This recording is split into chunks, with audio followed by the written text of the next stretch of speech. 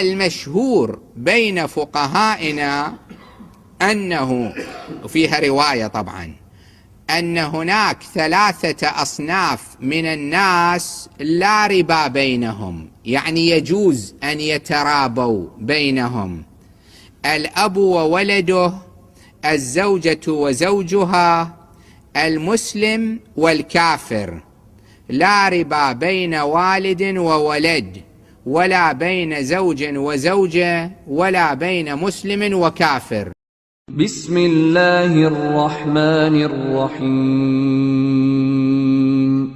الذين يأكلون الربا لا يقومون إلا كما يقوم الذي يتخبطه الشيطان من المس، ذلك بأنهم قالوا إنما البيع مثل الربا وأحل الله البيع وحرم الربا، فمن جاءه موعظة من ربه فانتهى فله ما سلف وأمره إلى الله، ومن عاد فأولئك أصحاب النار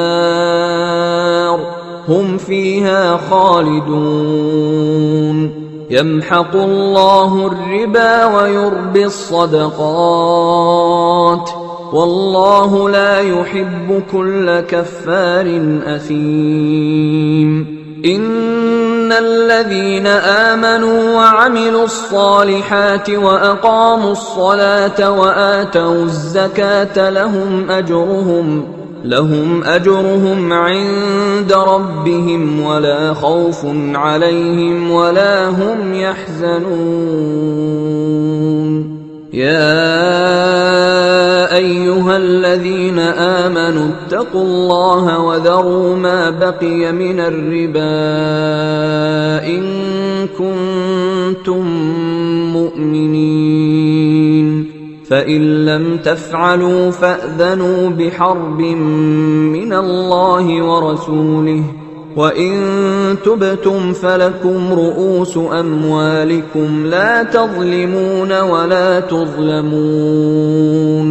وإن كان ذو عسرة فنظرة إلى ميسرة، وأن تصدقوا خير لكم إن كنتم تعلمون.